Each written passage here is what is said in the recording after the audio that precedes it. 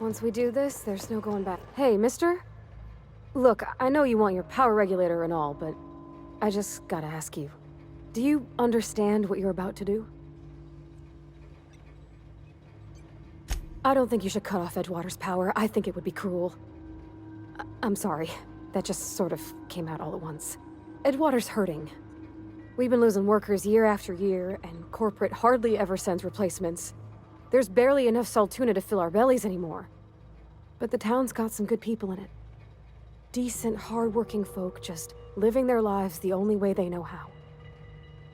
They don't deserve to be punished.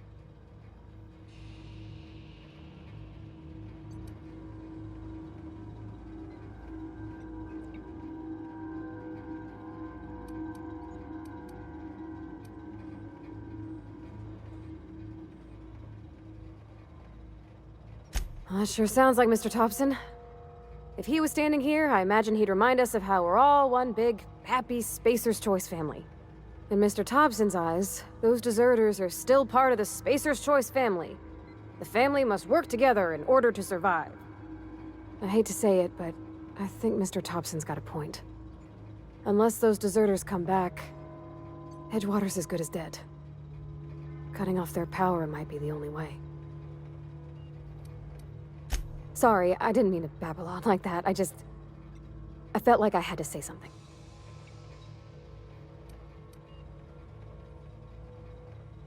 Really? I mean, wow. Thanks. No one's ever told me those words in that order.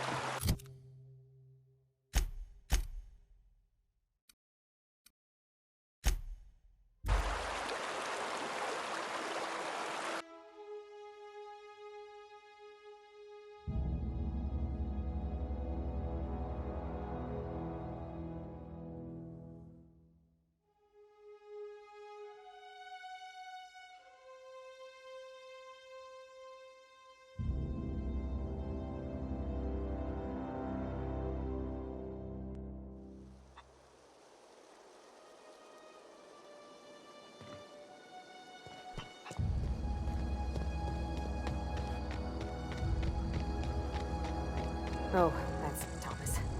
He used to follow me around before he left the cannery. That's the thing about growing old. Your eyes start to fail. Elsewise, I would have seen you for the snake that you are, chopped you into pieces and roasted you on a spit.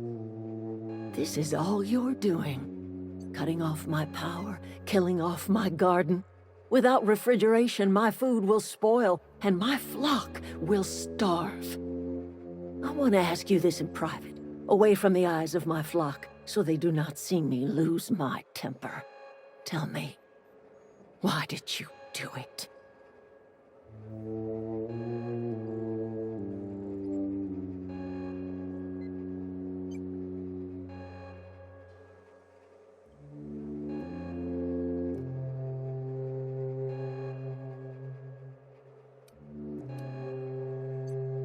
You want my flock wasting their lives in that cannery? Fine.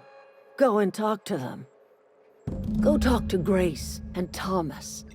Look them in the eye and tell them their life here is over, and the only thing left to do is go back to Edgewater. This is now your responsibility. And you tell Reed Thompson that I will never return to Edgewater. I would rather die among my flowers than live under his management.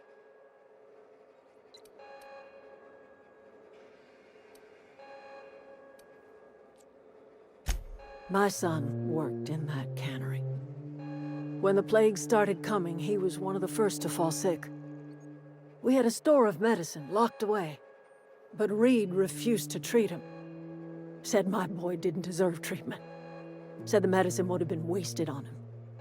So I buried my boy in the cemetery, gathered my belongings, and left. That's as much of the story as you need to hear.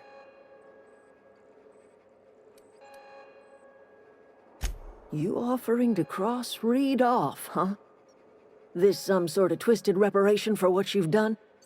Or you just looking for a chance to sow some chaos?